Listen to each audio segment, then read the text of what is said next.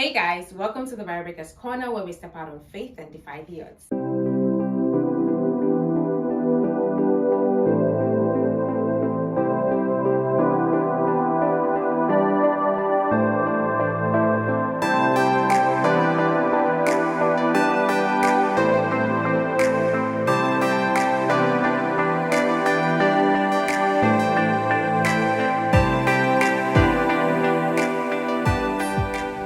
This month of April, we've been talking on different topics. We started on staying true to yourself, being consistent, and today I want us to talk on fear.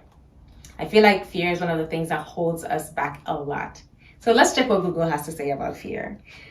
It says it's an unpleasant emotion caused by the belief that someone or something is dangerous or likely to cause pain or a threat. Merriam-Webster says fear is dread, it's fright, it's alarming, it's panic, it's terror. And fear is the most general term and implies anxiety and usually loss of courage. I feel that fear is something that holds us back a lot. And one of the things is we always think about what people have to say. My question for you today is, who are those people? What are their names? Take a book or take a paper and write those names down. If you can't write a name down, then you're having imaginary names in your mind. If you can't state who those people are that you are afraid of that are going to stop you from being you, from doing what you want to do, from applying for that job, from going to that place you want to go, from entering that relationship or starting that business or just doing something that you love to do. If you can't write the name of that person down or those people down, child, there's nobody. Just move on. But I feel like sometimes, yes, we have names of people and they mean a lot to us. And maybe they are our family, maybe they are our moms or our dads or our grandparents or our friends, and they mean a lot to us. I feel like that's a different topic for another day that I would want us to treat. And mainly because we have young people that obviously listen to Virebreakers as well, that are out there in the world that their parents stop them from doing what they want to do. As teenagers, you can't even enter a class. They're like, you can't do this. I want you to become a doctor. I want you to become a lawyer. Meanwhile, that's not what they desire to be. And so they are forced into that. I feel like that's a different topic that we're going to treat on another day. How can those people live the life they want to live? How can they step out on faith and defy the odds when they have parents that are paying their fees for them?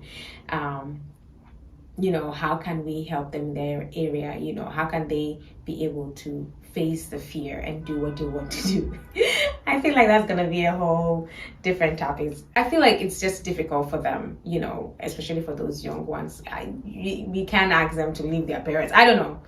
We'll talk about it another day. But generally, what are the things that are holding you back from doing what you want to do? So one, we have said that there are people. If you can't put those names down, then there's nobody. You just have imaginary people. Just go for it. Sometimes people are waiting on you to actually do it. And even if you do it, or when you eventually do it, some people that may talk about you or talk against you or say something about what you're doing or against what you're doing might be people that maybe God asked them to do that. Maybe they had that target. Maybe they had that idea to do what you want to do or what you're doing right now. And then they are jealous and there's that envy that you're doing what they were meant to do. And because they delayed, now you've had the opportunity or you've taken that step of faith to do it.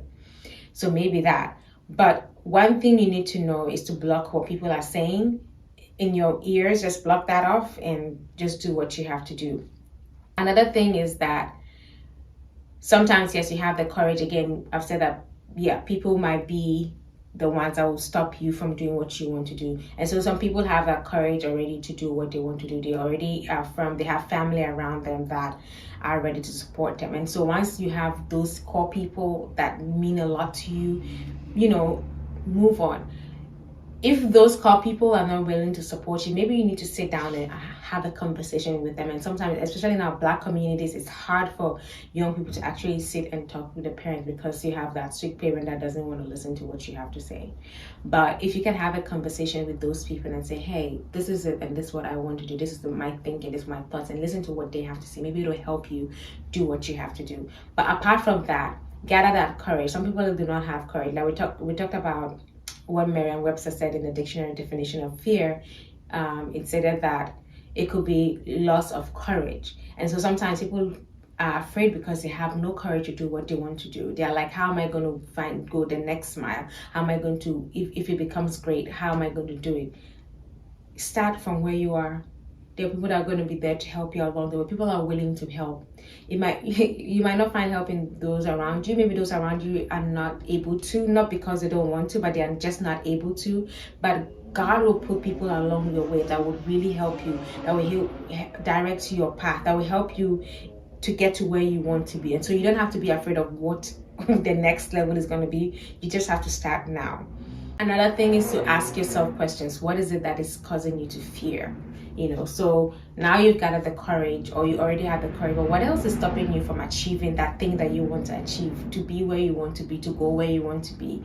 What is it? And list them down so that you can overcome that fear.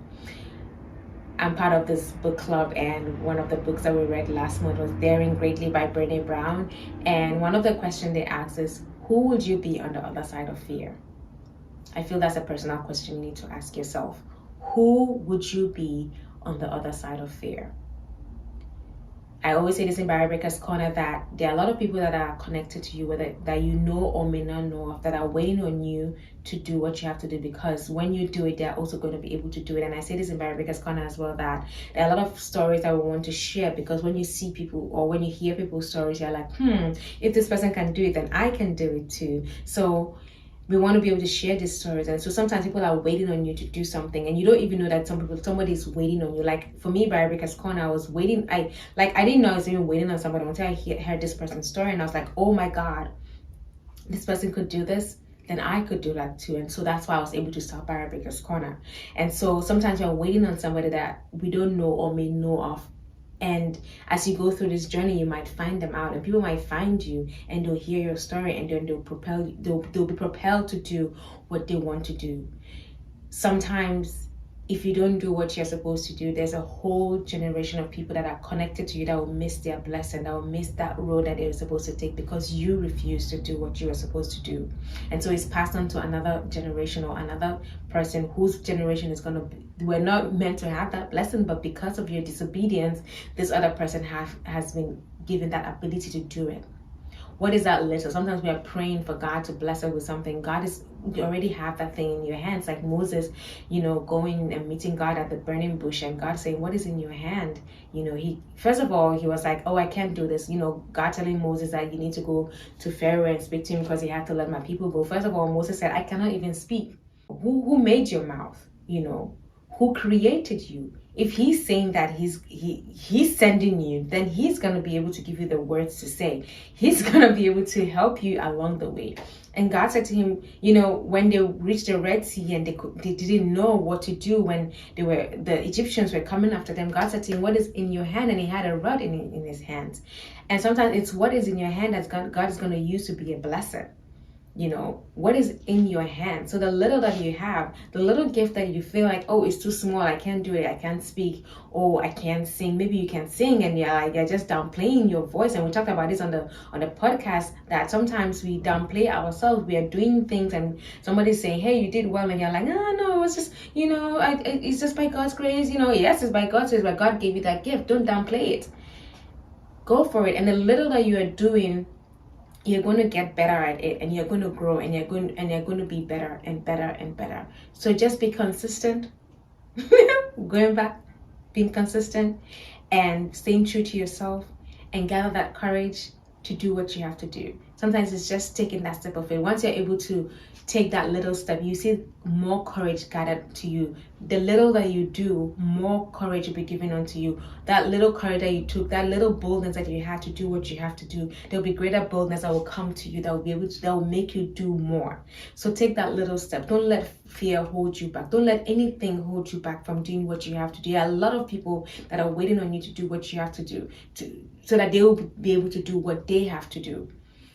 Don't let anything hold you back. Even if it's one person that is able to get what you are doing, understand what you are doing, and be successful about it, that person is going to lead another person, and the other person will lead, and before you realize, millions of people are doing just because you started it. And so don't let anything hold you back. Don't let, especially fear, don't let fear hold you back.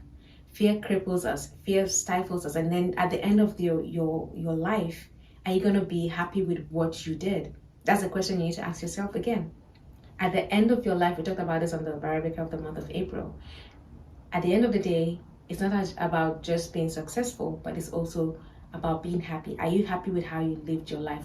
Would you regret at the end of your life how you lived it, or would you be happy with how you lived your life? That's the question I want to leave for you today. Who would you be on the other side of fear? Would you be happy with who you are? Would you have any regrets, or would you be happy? Those are questions for you. Thank you so much for listening. See you next time. God bless. Bye.